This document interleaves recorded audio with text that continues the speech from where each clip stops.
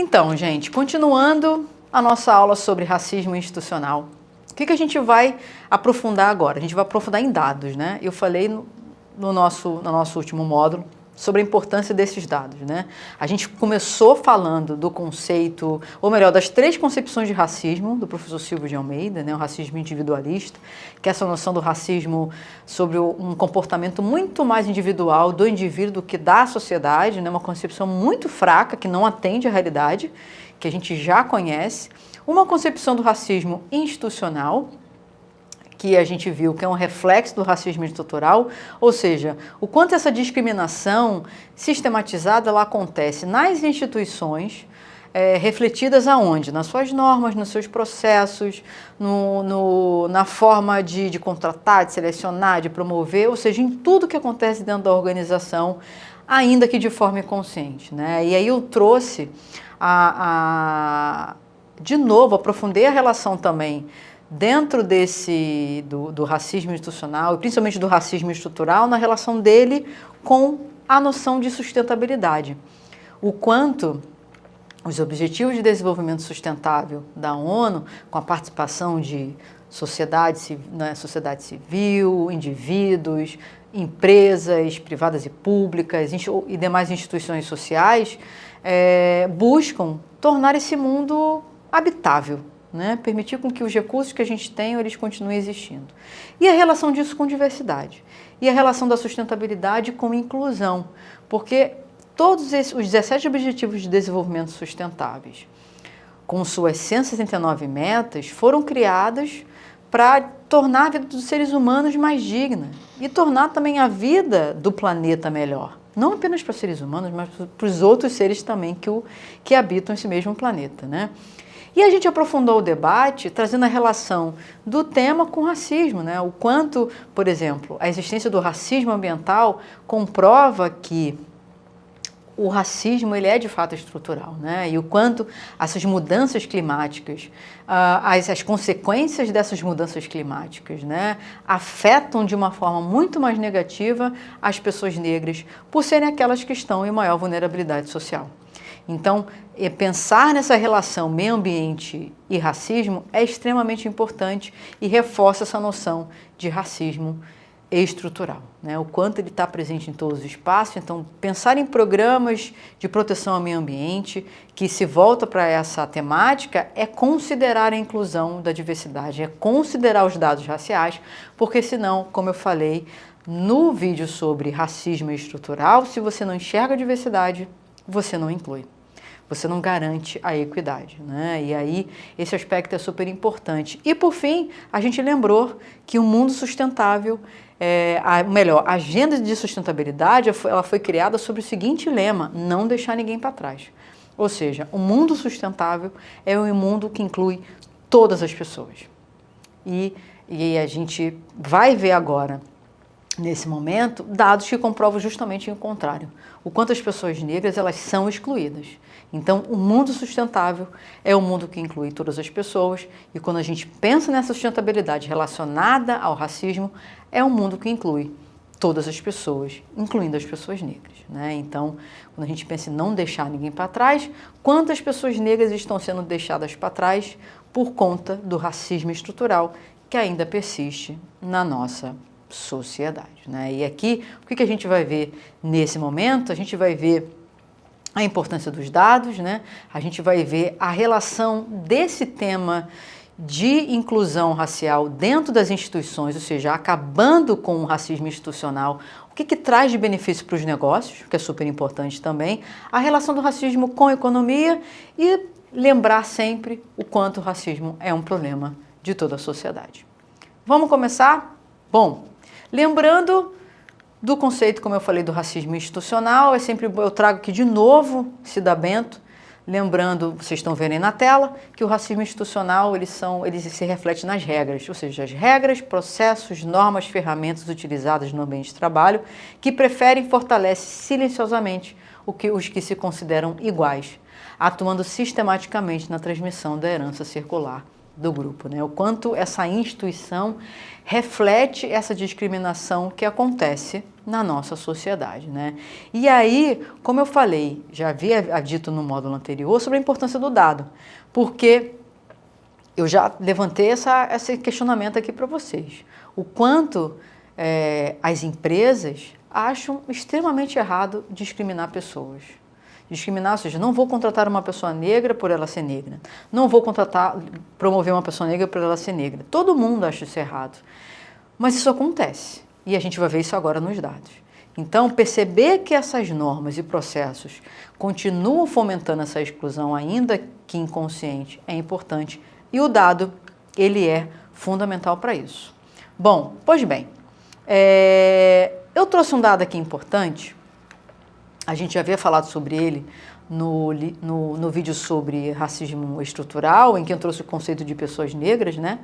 E vocês estão vendo aí que 56% do Brasil se autodeclara como negro, né?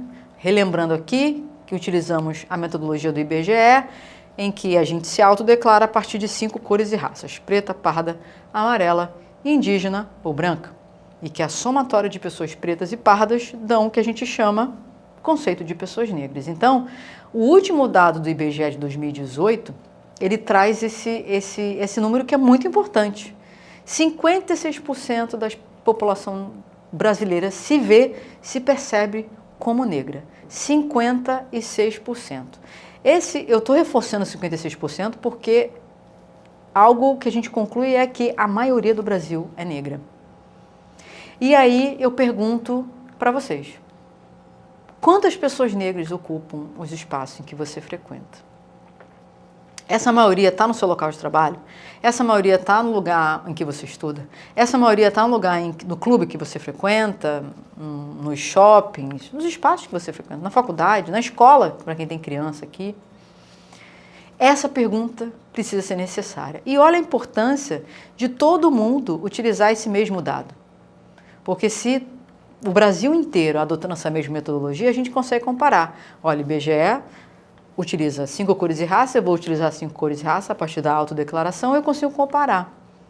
Perceba a importância de medir a cor e raça dentro das instituições, porque aí você consegue perceber se dentro dos espaços em que você está, se tem esse percentual.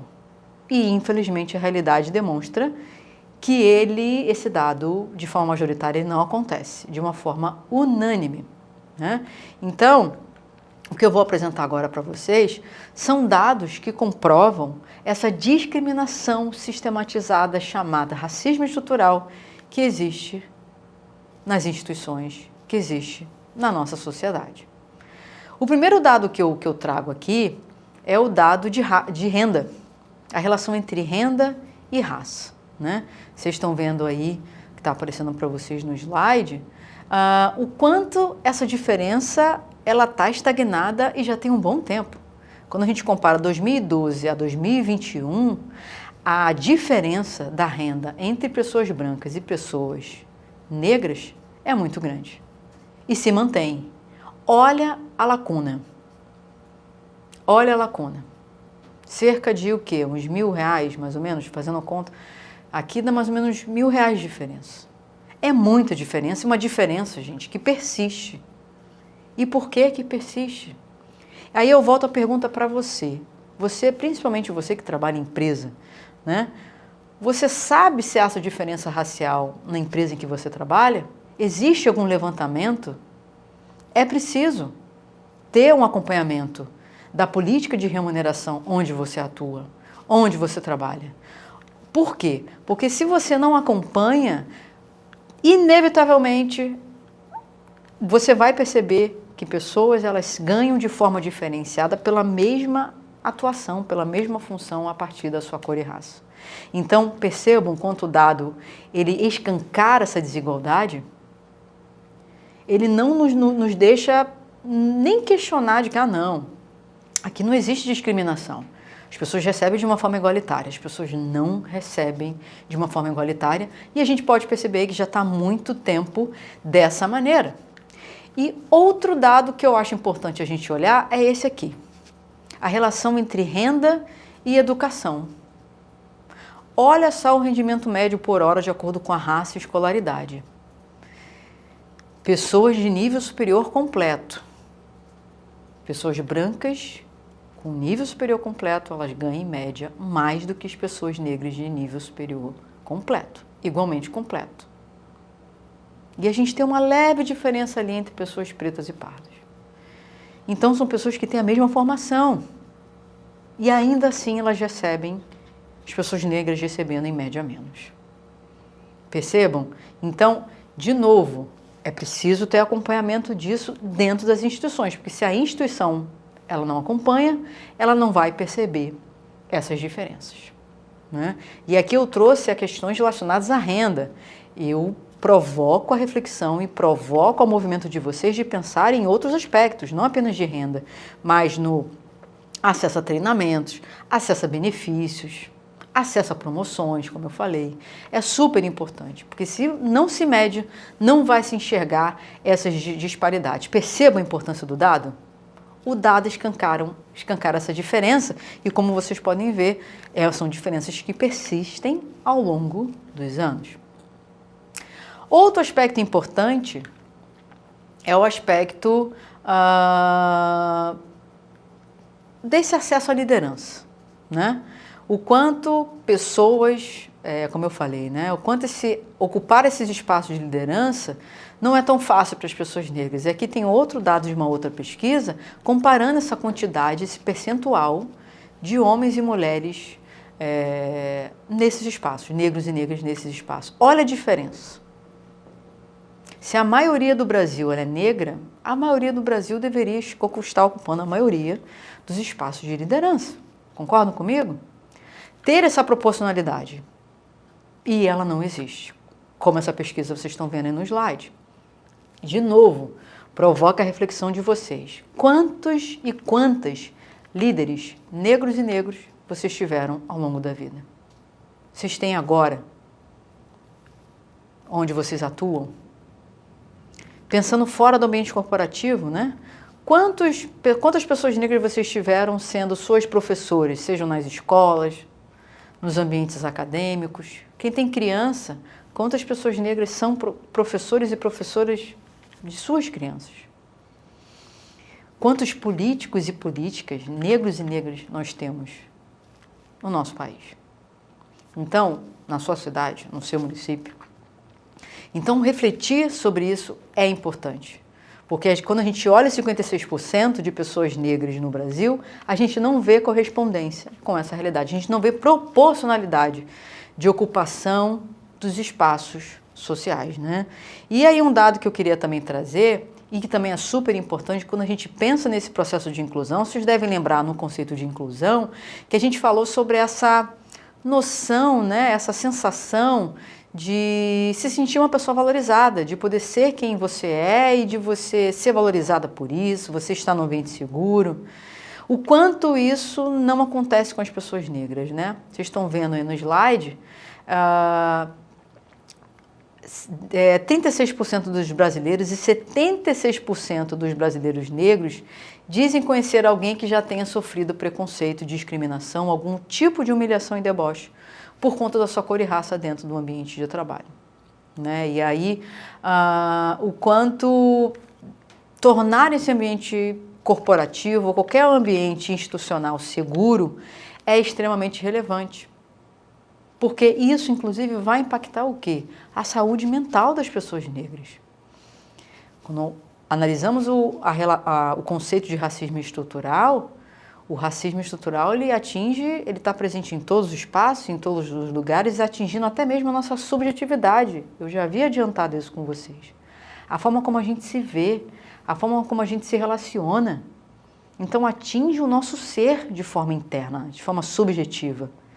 Então, tratar as questões raciais não apenas no acesso aos espaços institucionais, corporativos, aos espaços de liderança, é importante, mas é também tratar esses espaços por dentro, garantir esse ambiente seguro em que as pessoas negras não vão sofrer discriminação, em que as pessoas negras não vão sofrer assédio por conta da sua cor e raça, né? E dentro desse debate, eu sempre gosto de lembrar que já que o racismo ele atinge a nossa subjetividade, ele vai atingir as pessoas negras de uma forma mais dura quando a gente pensa, por exemplo, na síndrome da impostora. Porque o racismo ele passa a seguinte mensagem para as pessoas negras: aqui você não é seu espaço, aqui você não vai dar conta, aqui você não vai conseguir, ainda que de forma sutil e inconsciente. Então, ter essa empatia, ter esse cuidado e ter essas noções no dia a dia corporativo vai ser fundamental também para esse processo de inclusão das pessoas negras, de entender esse desenvolvimento pessoal e profissional de uma forma muito mais individualizada, sabendo que o racismo ele impacta todos esses aspectos. Então percebam que o dado ele é extremamente importante. Eu trago um outro dado daqui interessante, que vocês estão vendo aí, é sobre o desemprego. E, de novo, assim como a renda, o desemprego, historicamente, atinge mais pessoas pretas e pardas. Historicamente, desde setembro lá, tá desde setembro de 2020, ou seja, pegando ali já o início, né, o início do primeiro ano da pandemia até atualmente setembro de 2022, a gente vê o quanto as pessoas negras estão em maior desvantagem. Elas sofrem mais o impacto do desemprego. Então, perceber esse dado também é importante. Criar meios, criar ações, criar políticas para a inclusão econômica, que isso inclusive é um dos objetivos de desenvolvimento sustentável das pessoas negras, é necessário.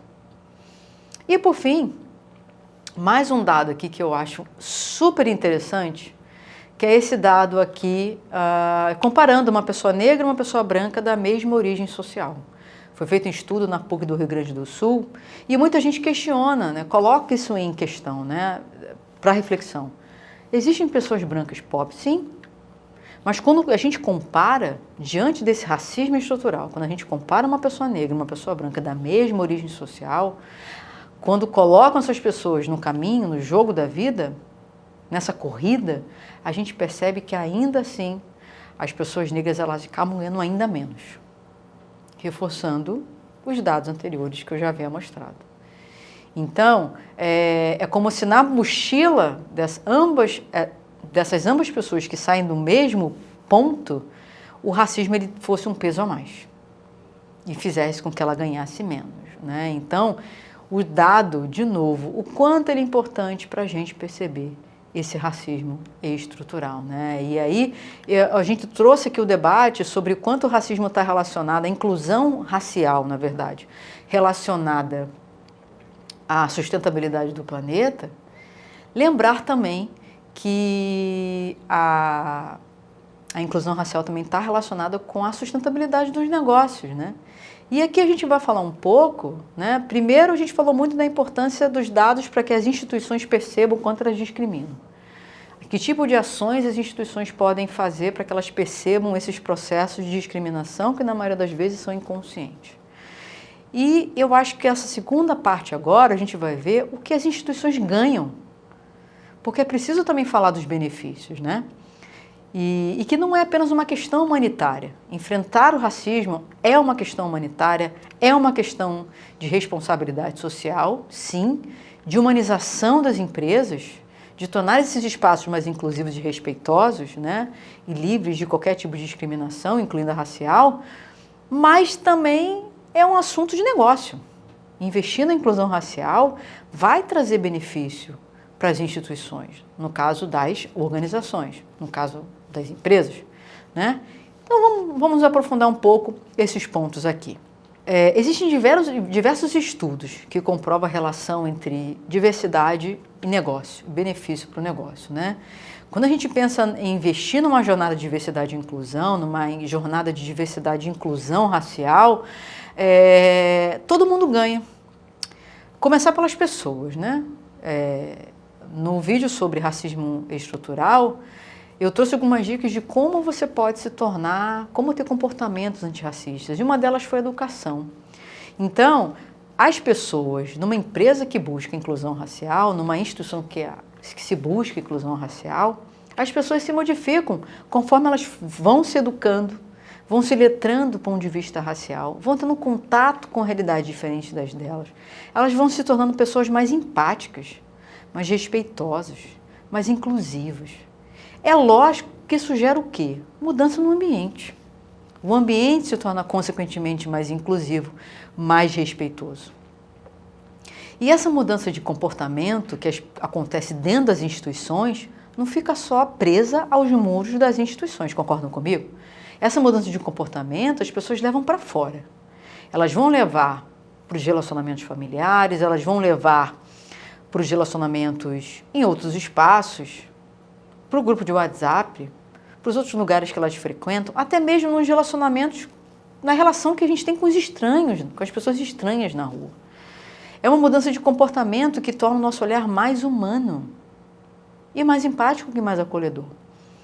E essa mudança que acontece dentro das empresas, dos ambientes, em que as pessoas estão mais à vontade, se sentem mais seguras, isso vai gerar impacto aonde? Na produtividade, na forma como ela entrega o seu trabalho. Então, percebam, a inclusão racial está relacionada com performance, com uma empresa que vai entregar melhor, produzir melhor. Por quê? Porque as pessoas elas são ali valorizadas, elas se sentem mais felizes ali. Então, aqui, eu trouxe alguns estudos, né, que comprovam justamente isso, a relação entre time diversos e produtividade. Ah, e esqueci de um ponto. Eu disse que pessoas ganham com essa mudança de inclusão racial, organizações ganham com a mudança de inclusão racial, e eu esqueci de outro ator, né? Outro aspecto, né? Outro item realmente que também ganha, que se beneficia dessa inclusão racial, que é a própria sociedade. Porque essa mudança, como eu falei, essa mudança de comportamento, ela vai para fora, e as instituições que estão querendo avançar na inclusão racial, elas vão implementar ações que vão ajudar nessa redução da desigualdade racial. Então, as instituições vão impactar a sociedade também de uma forma positiva. Percebam que todo mundo ganha. Inclusão racial é ganha-ganha. Pessoas ganham, instituições ganham e a sociedade ganha. E aqui, como eu falei, apresento pesquisas que comprovam a relação da diversidade com a produtividade, com a relação da diversidade, consequentemente, com a inovação e com o impacto nos resultados financeiros. Então, nessa pesquisa da Forbes, times diversos estão mais preparados para tomar decisões e alcançar suas metas. E isso é possível por conta das diferenças. Isso é lógico. Se você está num lugar em que todas as pessoas pensam da mesma maneira, têm as mesmas experiências, como pensar diferente? Como inovar? Como ter maior criatividade? Perceba a importância da inclusão da diversidade, porque essas diferenças se complementam. Aquilo que eu não tenho, a pessoa A tem. Aquilo que a pessoa A não tem, a B tem. Aquilo que a B não tem, a C tem. E o time diverso, ele é muito mais completo.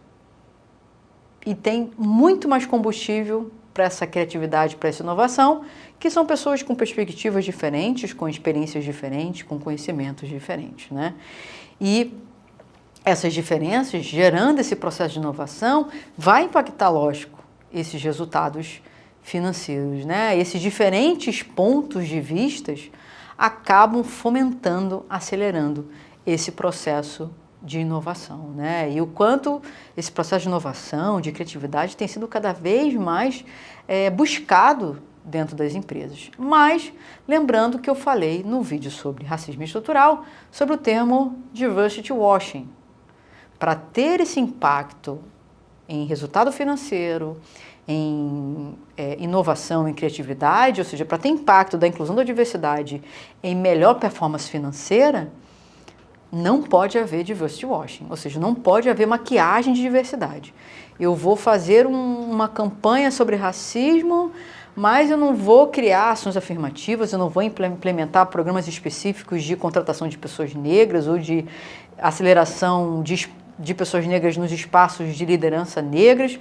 Não tem como. Gente, é preciso acelerar essa inclusão e torná-la estruturada. Um trabalho estruturado na inclusão racial é que sim vai gerar um impacto nessa mudança de cultura organizacional, torná-la mais inclusiva e, consequentemente, vai ter um impacto nos resultados financeiros. Então, é preciso ter um trabalho estruturado. ações pontuais não vão gerar essa mudança na cultura organizacional, né?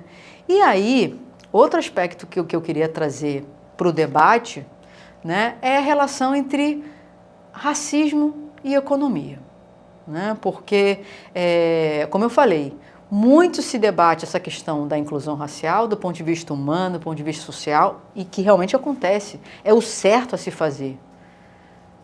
Vimos o quanto a inclusão racial, ela garante inclusive um mundo sustentável. Então é o certo a se fazer. Eu acho que sobre isso, eu acho que não tem mais discussão, né? Todo mundo já sabe, né? O ponto agora é as pessoas perceberem, como eu estou trazendo aqui, outros benefícios e que precisam ser considerados também, né? E como eu falei, são benefícios em que todo mundo ganha, todo mundo é beneficiado por eles, né? E quando a gente fala nessa relação do racismo com a economia, tem pesquisas que comprovam isso, né? O custo econômico do racismo, né? E aí o Fundo Monetário Internacional já trouxe essa pesquisa, né? Trazendo a relação do racismo com a economia. A importância da gente pensar nessa dimensão econômica, né? E aqui vocês estão vendo no slide uma tradução livre, né? Porque o conteúdo está em inglês. O racismo sistêmico, que é a mesma coisa que racismo estrutural, é um problema global. É real e é um forte argumento moral para enfrentá-lo. É isso que eu falei. É algo certo a se fazer. Contudo, existe um fator que é geralmente ignorado: a dimensão econômica. Para impedir com que as pessoas negras desenvolvam, ou melhor, por impedir com que as pessoas negras desenvolvam seu potencial econômico, o racismo sistêmico gera custos econômicos significativos. Ou seja, na medida em que essa estrutura econômica que a gente tem, esse modelo econômico deixa a gente de fora, ele acaba gerando efeitos negativos para essa mesma sociedade. Então, quando você inclui pessoas negras na economia, isso gera de benefícios. Esse próprio estudo, ele fala no aumento do PIB. Então, o custo econômico do racismo é algo a ser considerado. Ou seja, e quando você melhora o PIB, melhora, consequentemente, para toda a sociedade. Então, percebam, enfrentar o racismo é algo moralmente certo a se fazer, é algo humano a se fazer, de inclusão de seres humanos, é algo que tem a ver com sustentabilidade do planeta, mas é algo que vai gerar benefícios econômicos e, consequentemente, benefícios para toda a sociedade, né? Tanto que esse mesmo estudo, ele traz uma frase que é super forte, que é a seguinte: uma sociedade menos racista é uma sociedade economicamente mais forte. Então, pensar sobre esse aspecto também é relevante. Eu apresentei aqui os benefícios que se traz para o processo de inovação, para o processo de criatividade, para a performance das instituições, e quanto as instituições elas vão entregar melhor seus resultados e também vão atender melhor a essa sociedade, que é predominantemente negra. Então, o quanto uma empresa, uma organização, ela vai prestar melhor o seu serviço para a maioria da população, ela vai produzir, criar produtos que atendam melhor as necessidades da maioria da população brasileira. Percebam todas essas mudanças positivas, fora o fato de novo, um importante papel das instituições no enfrentamento do racismo. No vídeo sobre racismo estrutural, a gente termina lembrando do quanto o racismo é problema de todo mundo. Essa aula a gente termina lembrando desse mesmo ponto, o quanto o racismo é um problema de toda a sociedade. E aí pensar que as instituições têm seu papel, têm importante papel, principalmente porque as instituições, aí quando a gente pensa principalmente nas empresas, elas estão voltadas à inclusão, à empregabilidade, ao empoderamento econômico, né? Então, elas têm um foco muito importante. Vocês viram aí, eu apresentei dados de desigualdade de renda, desemprego. Então, a empresa ela tem mecanismos e possibilidades de mudar essa realidade rapidamente. Mas não é só o papel das instituições, das empresas, né? A gente vê o papel de outras instituições dentro do enfrentamento do racismo, das ONGs, das escolas, dos coletivos sociais, dos governos, de cada pessoa que está vendo esse vídeo, de cada pessoa que você conhece. de cada cidadão e cidadã. O racismo é um problema de todo mundo. E além dentro dos movimentos sociais, os movimentos negros, que são extremamente importantes para o processo de mudança, têm sido e continuam sendo para enfrentar essa questão que afeta todo o Brasil, que é o racismo estrutural.